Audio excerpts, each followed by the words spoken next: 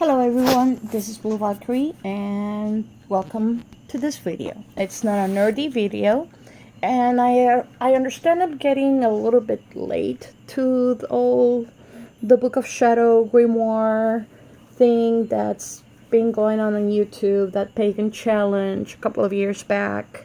Say hi to Connor. Connor, say hi. Yeah, he's not having it. Anyway, this is my second attempt at uploading this video. I'm going to talk about Grimoires, Book of Shadows, Book of Mirrors, the difference between the three of them.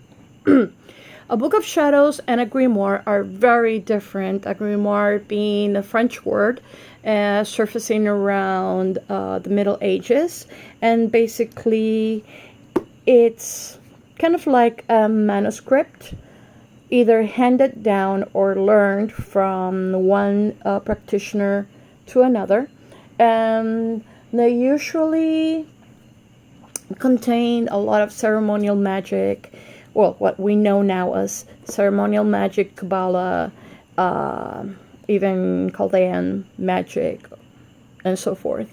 And like I said, it's basically it's like a tome where all of your knowledge is supposed to go to.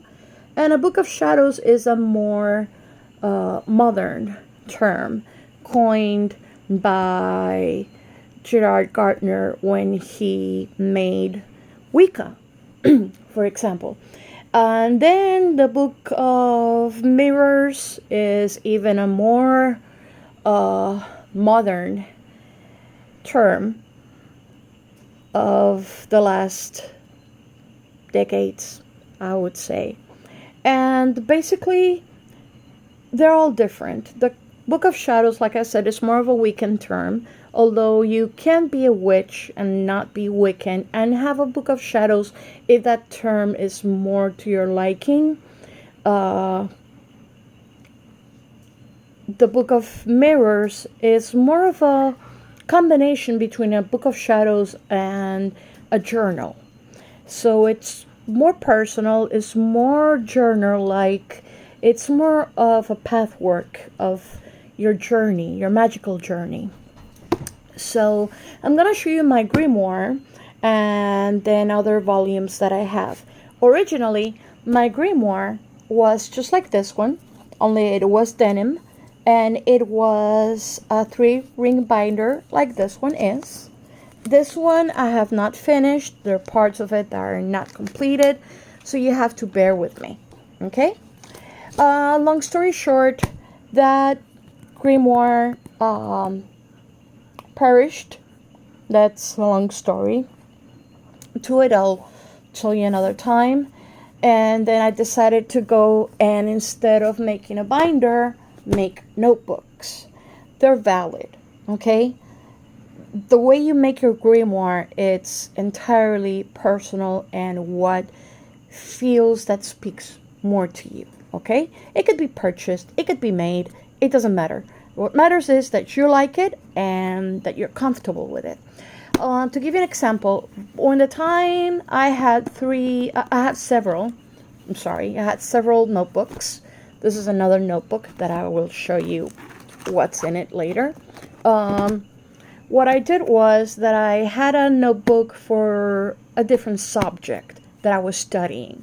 There was the general one with, like, you know, tables, correspondences, and all that good stuff. Another one that was for spells, specifically spells that I worked on, and I would write everything from the date, the time, the little astrological information at the time, and, you know, leave a couple of spaces, or pages I should say, for the outcome. And I paid the price for that one because a friend of mine, so quote-unquote called friend of mine, used the spell one on a guy that I was really in love with. And it killed me when suddenly one day the guy is telling me he's going to give me his ring, his graduation thing, and you all know what that means. And the next day, he's like, oh, let's drop you off and let me go and pick her up, you know, after meeting her one time. So, yeah, she also mentioned something that she did. Anyway, I digress. To give you an example, I stayed with these two because I'm currently working on this.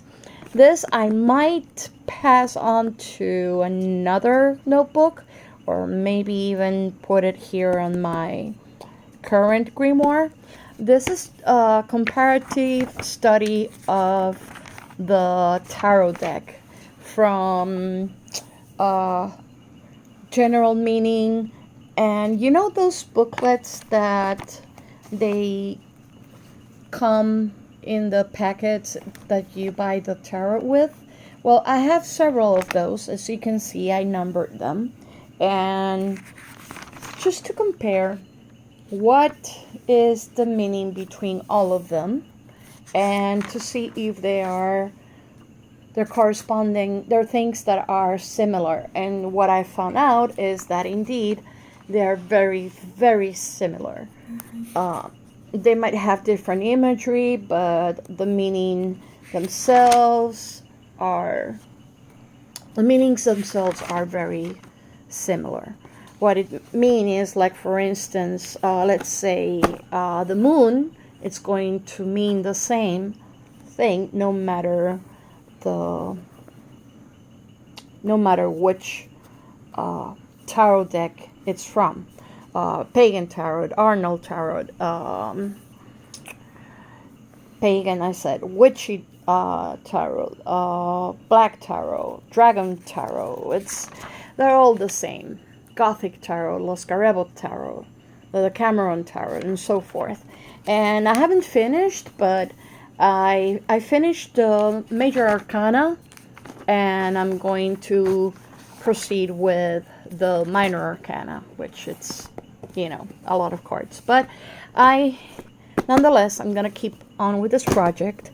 And you see, that's one thing that I might not include completely in the grimoire, because it's going to be more than 3 inches. This is a 3-inch binder as well.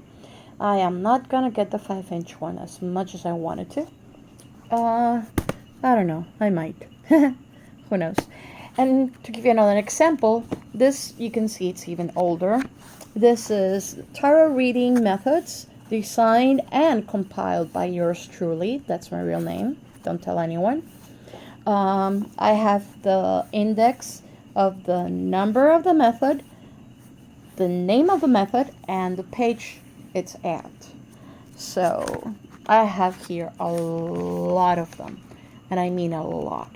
I have like 42. I didn't finish, but this is an idea that you can have different volumes depending on the subject. I also have a separate notebook for necromancy. And for example, let me show you this one. This is just a notebook in which I have my rune meanings.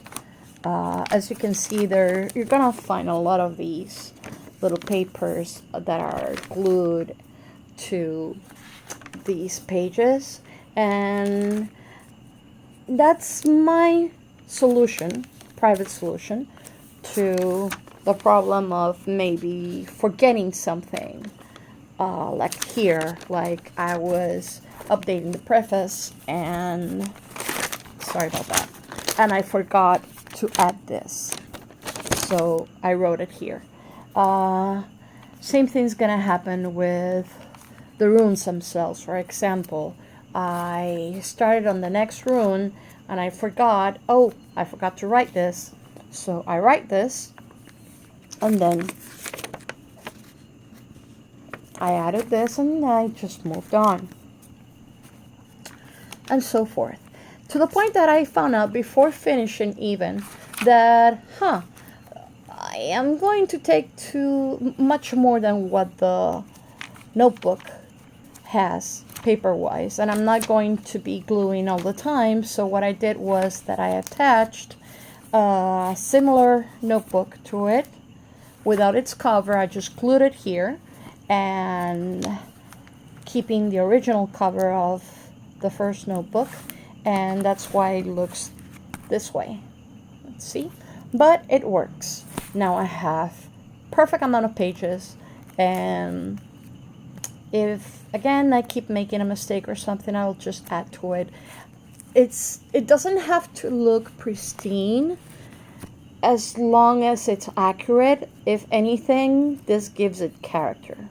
And the reason why there's a lot of things that I glue, like things like this little poem here from the Hamaval. See, there's some verses of the Hamaval, and other type of runes. It's because my handwriting, as you can see, is quite hectic. It's not pristine or too legible, so I can't do as other people do, unfortunately. Also, a lot of people buy a bound book or notebook and cover it. For instance, this one I covered with this vinyl that I bought at Walmart, and then I glued this cardstock page here. Just cut it with some scissors to give it this look, and then this is it. I am going to trace some lines in pencil, and then I'm going to write in it. What? I don't know. Before I covered it, what I did was I took some matches, and you can see the symbol right here. This is a bind rune, and in this bind rune is the bind rune that works as kind of like a spell and protection of sorts for my magical books. So my main grimoire has it, this tome has it, and others might have it as well. So this is another way you can go if you don't want to use a 3-ring binder like I have. And I'll show you something a little bit later about what to do if, oopsies, I made a boo-boo. Alright, this is another example. I haven't covered this one. This one came with its own cover, canvas kind of cover, and this one is actually lined, and I've taken pictures from a calendar that I used. I've written a lot in it as well, so I combine pictures and things I've printed from the internet on this one. And this is my tome of draconian magic. This is just pure dragon magic. See, this is a picture that I got from the internet. This I got from that calendar that I said. Let's see what else. To give you another example, this one I also found on the internet because it's really pretty. And I like the prayer itself. See, great guardian of the heart, I call on your passion and speed, and so forth. It's really pretty. And I glued them randomly because as I keep writing, they're just gonna show up, and I just write around the stuff, as you can see. See? This one's here, and it had this as well, so I just wrote around it, you know, and I kept doing that, and I'm gonna keep doing that all the time. So this is my volume on dragon magic. One day I'll finish, maybe. Anyway, so a little walkthrough, a little show and tell. My grimoire, when it's done, well, quote-unquote done, when I'm done with this 3-ring binder, I plan on doing the practical magic version, but the real version, not the version you see around, which is adding to the back of this here, sorry, that's Connor's DNA, to the back here, another binder. Nope, I'm gonna add it here, so it opens to the other side, like in the movie. Okay, some things I'm gonna go real quick. I have some things from the internet, some things that I written, some things that I just cut and paste. This is a page from scrapbook material. They sell those by sort of notebooks. I got mine at Walmart because, well, they were on sale.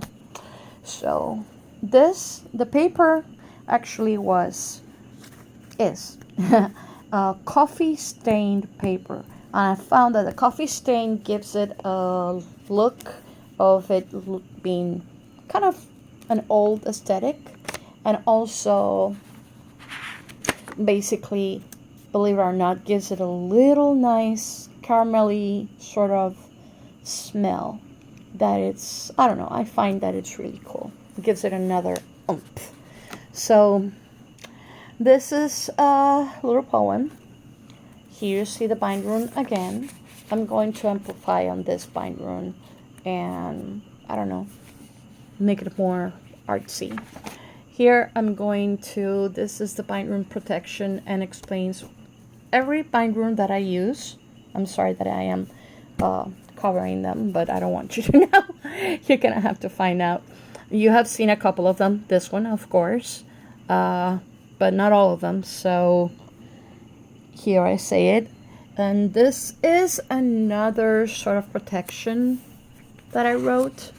Again, you can see, this is when I hang it to dry. I don't just put it up flat. I just hang it to dry, and sometimes when I hang it, it has these little tears, and I actually like it because it speaks more to the aesthetic that I was telling you about.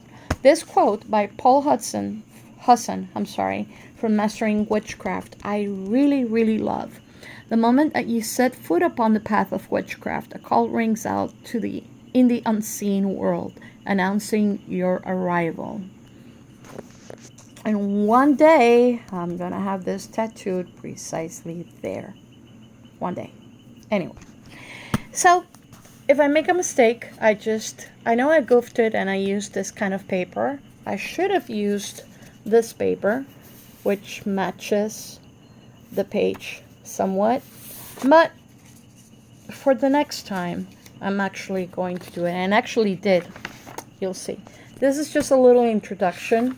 I am actually here saying the things that will not be found here, precisely because of the space thing. I mean, when you start Grimoire, this is not like I'm a newbie. I'm beating this, I mean, my first Grimoire, I was 9 years old. And it was that denim 3-ring binder that I told you about.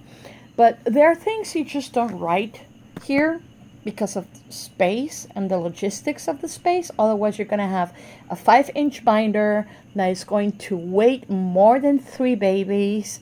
And yeah, my hands cannot tolerate that weight. So the other volumes or books not found here that are going to, of course, be on notebooks like so. Rune Magic and Rune Sigils, Ancestor Notes, Dragon Magic, Necromancy and Necromantic Rituals, Nocturnal Magic, Oracle Journals, and other volumes, so and forth. And, right, I finished here. Now, don't think I have this perfect, straight way of writing. I'll show you the trick. This picture actually has spoken to me a lot, and I have it in different places. And it's precisely because it truly speaks to me, and I explain why. This is one of the things that you will see many other people have in their grimoires or even in their Book of Shadows. I just put it here because it, I don't know, so far I find it cute. And this, well, haha, I actually like this a lot. Heathen people will understand why. This is very important to me. That's why I printed it. I'm going to put here bylaws and ethics eventually because I don't have them. Again, work in progress. You're going to see these tabs. They're not permanent. They're just to let me know what is what so I don't lose my footing when I am preparing this. They will be replaced with something that's more aesthetically pleasing to the whole Grimoire thing. So here we have Rituals and Bloods. I'm gonna try to browse as quickly as I can. See, good combination between internet pages and the written word. Have here some. Now, there's something very important. As a heathen, what I celebrate is very different from what Wiccans celebrate. Nothing against Wiccans. My mom's Wiccan herself. And basically, I'm just putting here the differences and some other heathen holidays. This is my trick. Remember what I told you for the other book that I was going to trace some lines in pencil? Well, there were pencil lines here, up to here.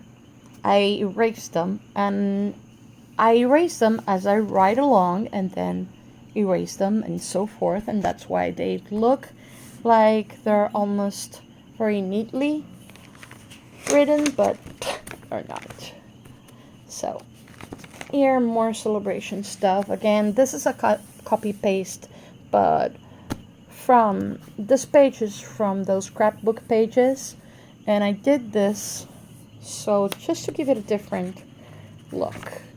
And again, I kept this here in case I need to write something else.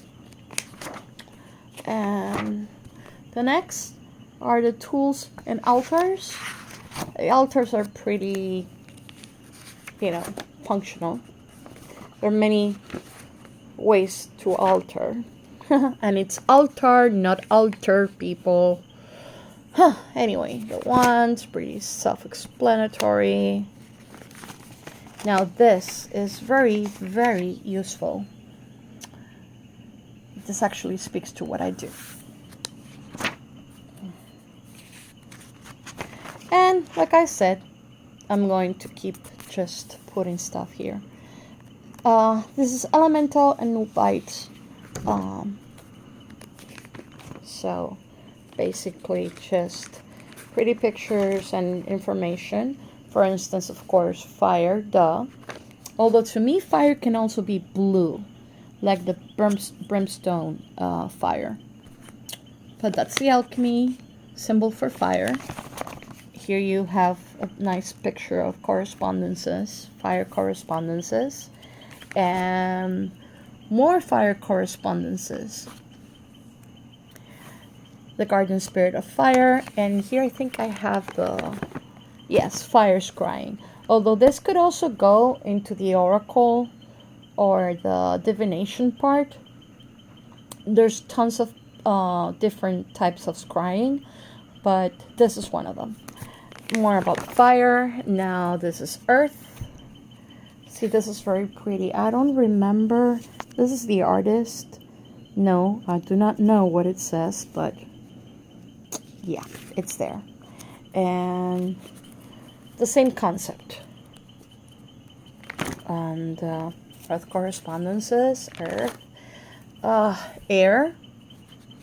See, just because it's blue doesn't mean air is blue. It's just the artist's way of making this piece of art. That's the same artist. And see, air correspondences, the goddess aspect, if you're into that, the astrological rulers, and so forth. The color is yellow to some, but mostly yellow, yes. More air correspondences, water correspondences. See, this is water, the alchemical sign of water, and of course it's a mermaid, and it's the same principle.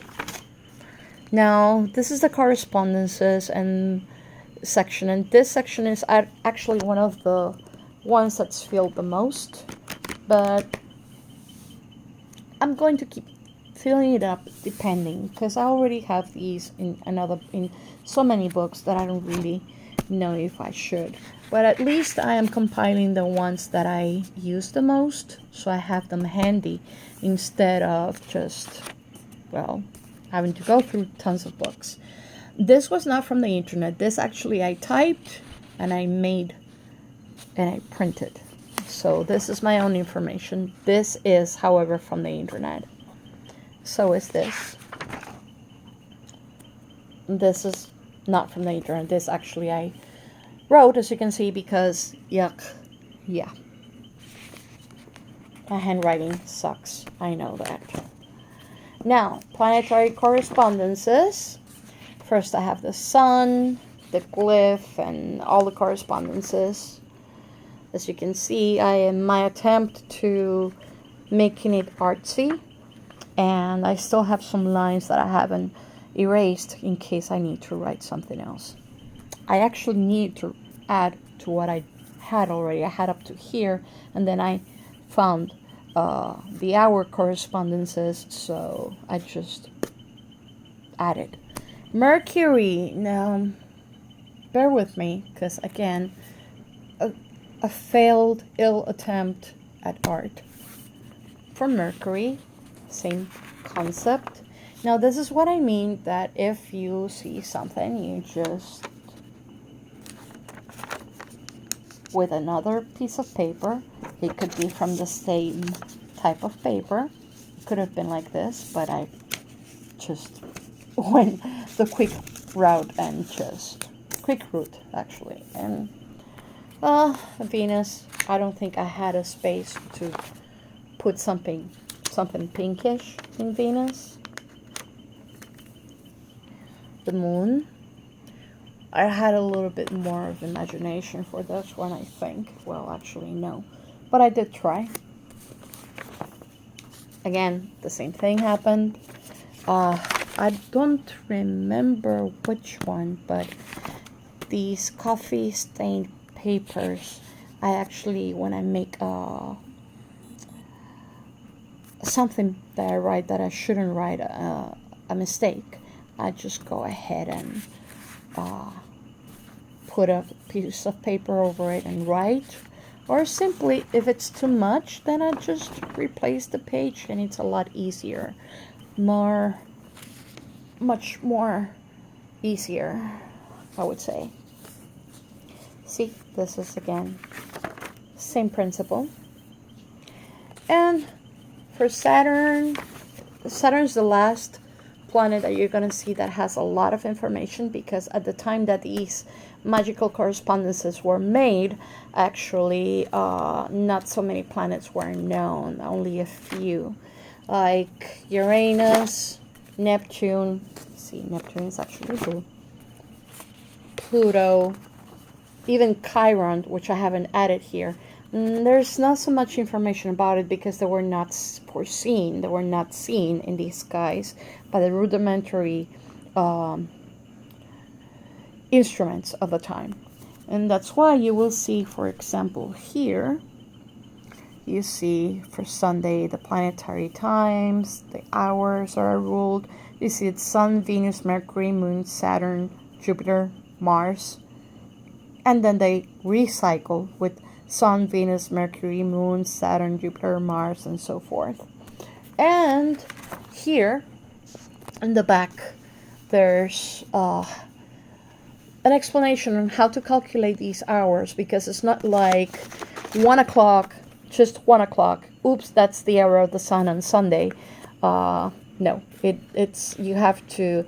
There's an equation that you have to actually divide between sunrise and sunset by 12, and this will give you the length of the magical hour of the day and so forth. So more magical timing by day and moon phase. Remember that again, I have a section on moon magic over here, so a lot of correspondences or a lot of more moon related stuff is going to be found there. But here you have the day and the lunar phase, if it's waxing or waning, and what is it good for, each one. Same thing here. This is just a continuance of the other one. Spellcasting by the clock. Spells to draw or bind. Spells for vanishing. Seasonal magic timing, same thing. Spellcasting by the moon. And again, moon visiting each sign can be found at the moon magic section, which is true, you'll see it. More days of the week, correspondences, like Sunday, Monday, and so forth. And I'm gonna try to speed through this. There's chakra definitions, crystals and chakras, more chakras of totem animal wheel. Blah, I forgot how to talk. This is the Algon alphabet. Well, writing. It's not really an alphabet. It's called they call them alphabets, but it's not truly an alphabet because it's no ALP. It's not alpha, beta, whatever. That's what the alphabet's from. Here you have the CH, TH, X, Y, J, and so forth. So literally, Algon runes, they're not really alphabet. I already explained that. So next is astral projection and dreams. I haven't really made a lot of progress in these things, but yeah, eventually. Next you have amulets, symbols, sigils, and charms. And again, I am trying to speed through these.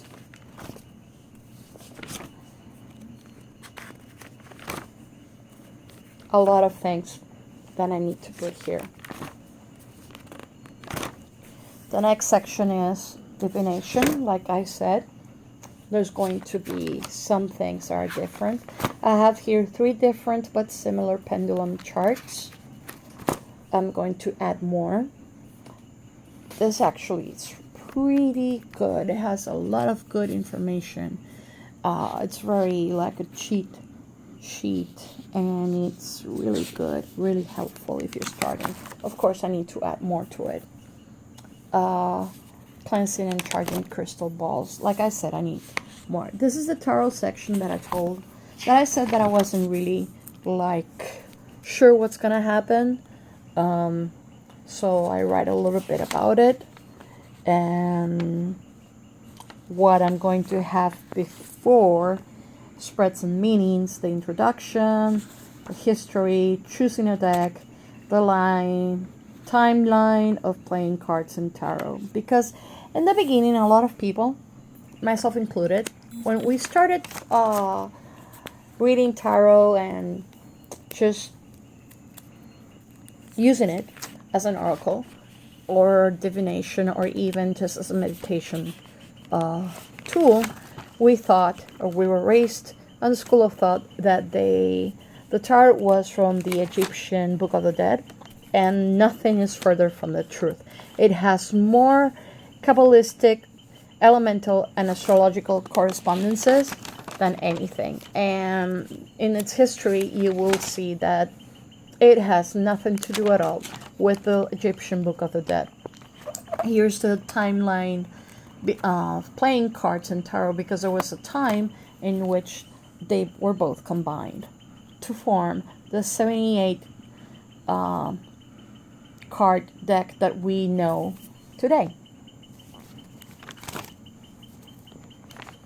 So, right.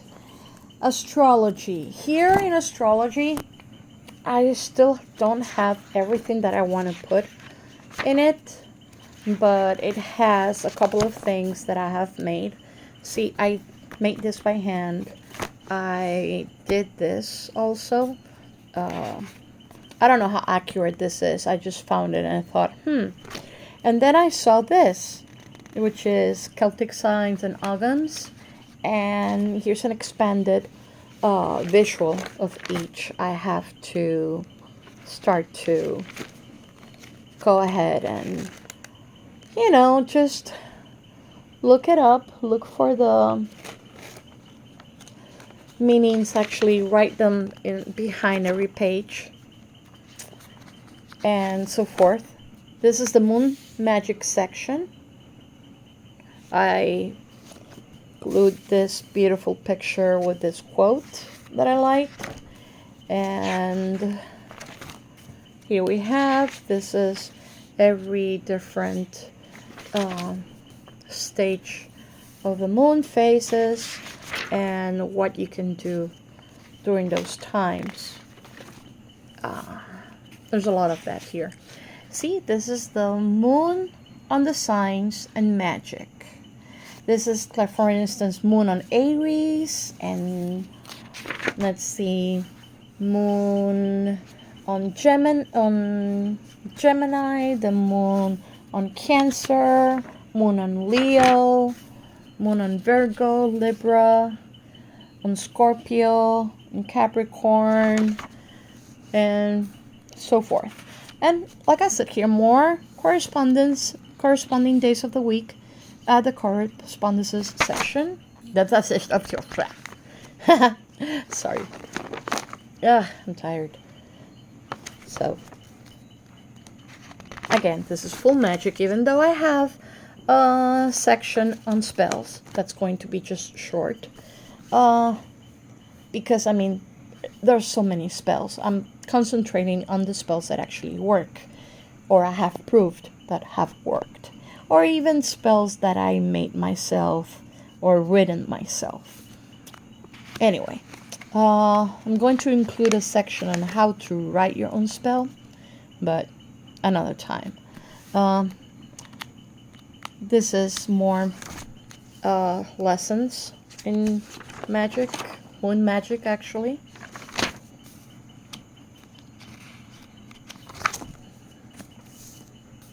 Moon lore, moon glyphs. These are not from any particular magical academy or school of thought, but as I write here, they can be used anyway, especially if you want to hide symbols. If people don't know these glyphs, yeah. And if they speak to you, why not use them, Moon chords, moon signs and their meaning, more information.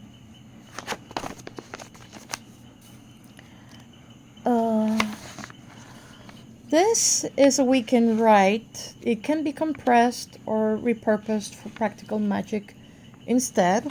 And this actually was given to me by my mom. She belongs to, or used to belong to, this online coven.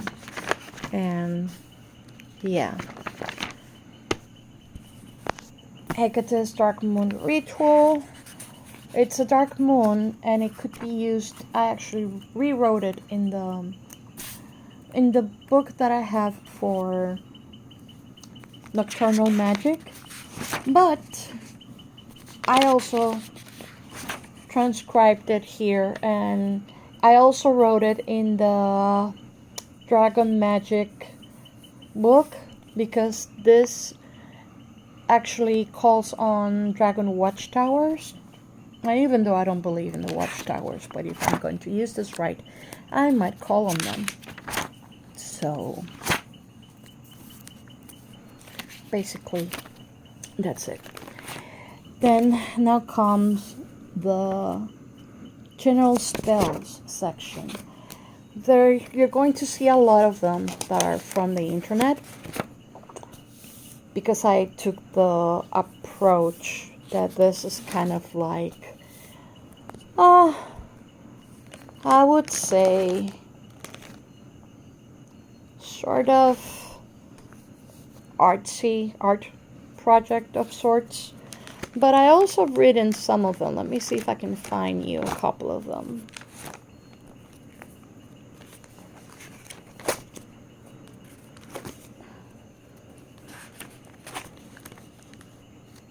Yes, I also made this mistake of gluing pages together, and that it makes them warp a little.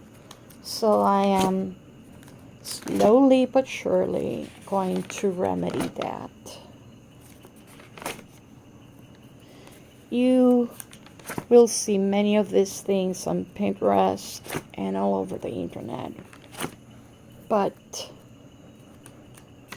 again, if they speak to you, if you have found them to be useful, well, why not? Let's see if I am trying to find the ones just to show you that I actually do write them. There's not just, there's a purpose, there's a method to my madness. Aha!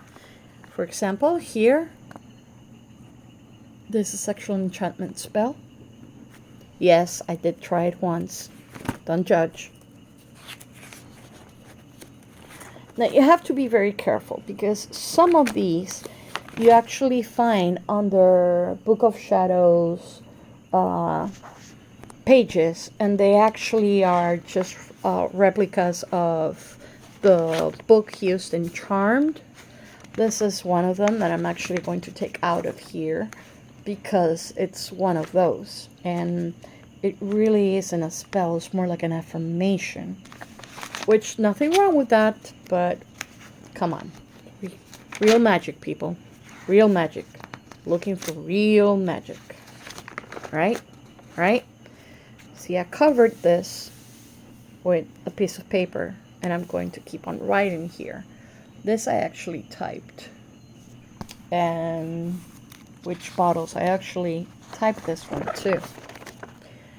But you're not gonna be typing all the time. So, which is money spell bottle?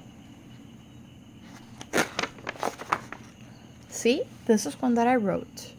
Candle spells for employment, and yes, they do work. Again, you cannot be doubting what you craft. Otherwise, what's the use? If you hear that, that's my cat Frey. No, he's not a familiar, he's a pet. Pets are not familiars. That's a rant for another video.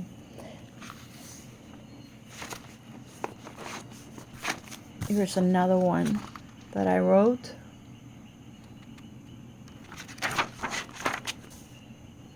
There's a couple of them, actually. Then here's, I think, two. There's this one. There's this one. There's this one.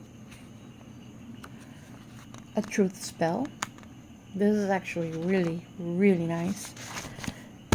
Another truth spell. And here I have miscellaneous info that I'm going to expand or place properly where it should go.